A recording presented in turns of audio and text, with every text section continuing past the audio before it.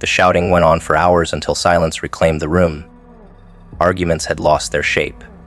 Words that once cut now sounded hollow, drained of conviction. Every phrase repeated itself until it collapsed under its own weight. What began as fury became fatigue. The fire in every voice dimmed to embers. Even rage has a lifespan, and when it dies, stillness inherits the ground. Noise burns fast. It needs constant fuel to survive, and once the energy fades, the truth starts breathing again. Silence steps forward, steady, unhurried, merciless. It does not need to explain. It just waits for exhaustion to complete its work. When words fade and noise burns out, what remains is presence. The raw, undeniable reality that cannot be debated. That's when everything spoken before begins to sound like static, and only what was real survives the quiet. In the aftermath of every storm, calm doesn't arrive politely. It reclaims what chaos borrowed. The room that once trembled with noise starts to hum with consequence. Those who relied on emotion to lead them now look around, disoriented, wondering where their energy went. Passion has a cruel flaw. It burns bright but not long. The mind that spoke too soon now listens too late. When emotion exhausts itself, it leaves space for observation, and observation is sharper than anger. The still air feels heavier after chaos because silence doesn't erase. It reveals. What remains is who truly held composure when everything demanded reaction. Power doesn't leave in noise, it hides in endurance. There's always a moment after chaos where reality walks in like an uninvited guest. The words that were thrown no longer carry pride, only echo. The energy that once filled the air now feels embarrassing in hindsight. That's the thing about noise. It tricks the heart into thinking it's powerful while it drains it of clarity. Those who live by reaction always end up weaker after the storm passes. Emotion demands attention but never delivers stability. Stillness, though quiet, creates structure. It collects the scattered pieces of logic left behind by impulse. When the noise dies, the mind that stayed patient gains command. That's how endurance wins every unspoken war. Emotion can move mountains, but it can also destroy the one standing on top. There's beauty in intensity, but without direction, it consumes everything in its path. Passion without pause burns its own fuel. Those who mistake volatility for strength always end up wondering where their energy disappeared. The truth is that emotion is meant to ignite, not to sustain. Stillness sustains. The calm between storms is not weakness, it's wisdom. It knows that power maintained quietly lasts longer than passion performed loudly. The fire that roars too soon leaves nothing for the long game. When all the shouting ends, only discipline remains standing. Noise feeds ego the way sugar feeds hunger. It satisfies briefly and leaves the body weaker. The more one seeks validation through volume, the more hollow the voice becomes. When the silence finally arrives, it doesn't need to announce its authority. It's felt. It's final. The emptiness that follows noise is not absence, it's truth. It's the moment where every pretense collapses.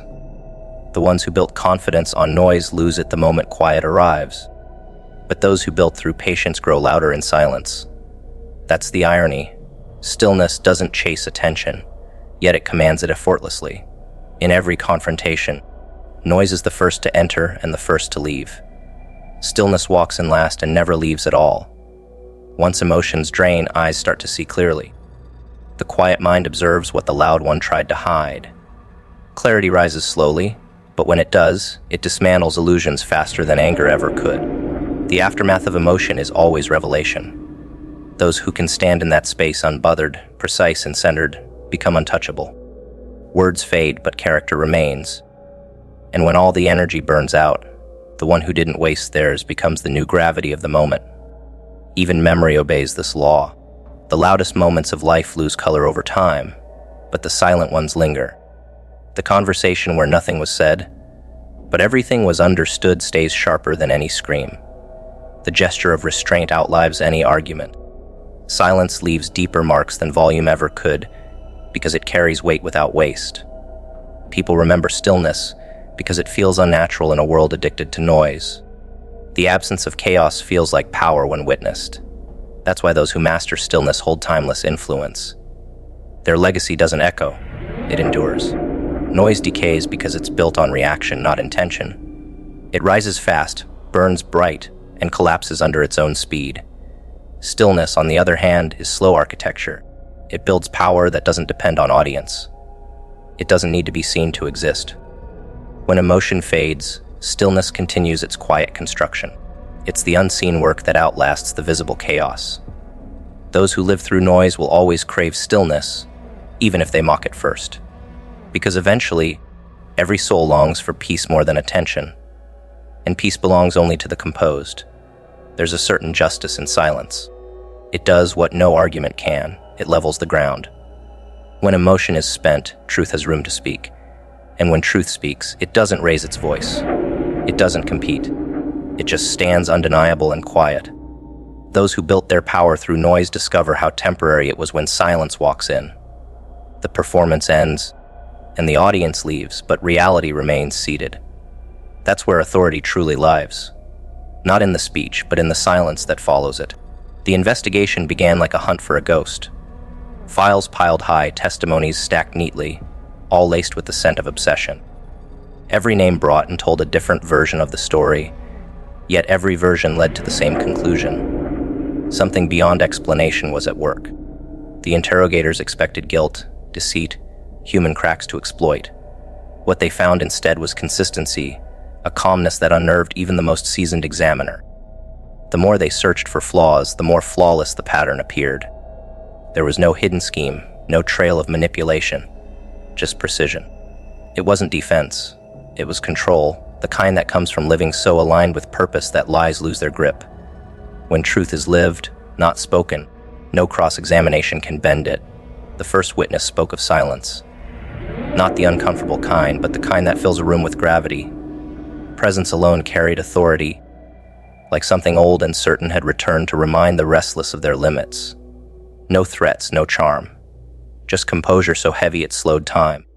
The investigators tried to frame it as arrogance, but deep down they recognized what it was: clarity.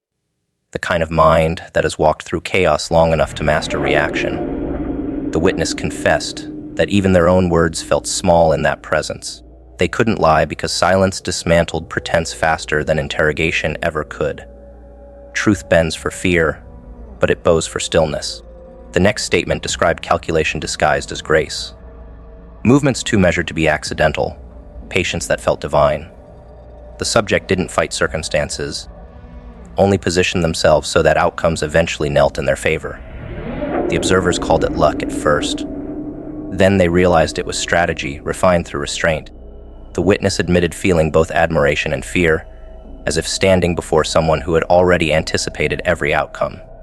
In psychology, that level of foresight is rare, reserved for minds that no longer waste emotion on control, but on comprehension.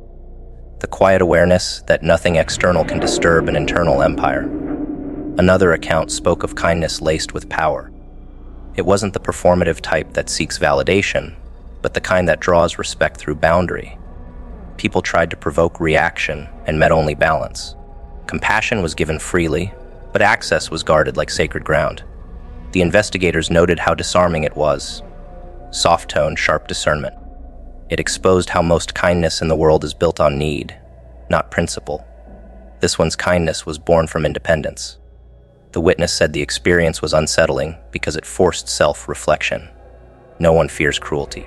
What people truly fear is calm judgment that reflects their own chaos back to them. As the testimonies continued, a pattern began to emerge. No scandals, no secret alliances, no hidden motives, just an unshakable alignment with self. Those who interacted felt exposed, as if standing in front of someone who could read motives without asking. There was talk of psychological dominance, but not the loud kind. Influence radiated from discipline. The subject didn't play games because they had already studied every board. They didn't compete because their energy was reserved for outcomes that mattered. Even envy turned into fascination. The investigators couldn't label it manipulation because it lacked deceit. What they encountered was power without performance, and such things terrify systems built on illusion. One officer, known for breaking the strongest suspects, admitted failure. His report read like confession. He said he expected resistance, arrogance, or guilt. What he found was awareness so vast that his own tactics lost meaning. Every question he asked was already understood before completion.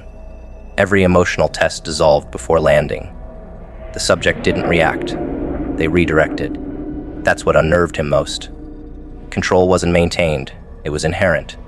He described the moment he realized dominance doesn't always roar. It observes. Some truths are too steady to be shaken by authority. That day, he said, he meant not rebellion but sovereignty. The investigation soon became obsession. Each confession carried the same undertone. Disbelief turned to reverence.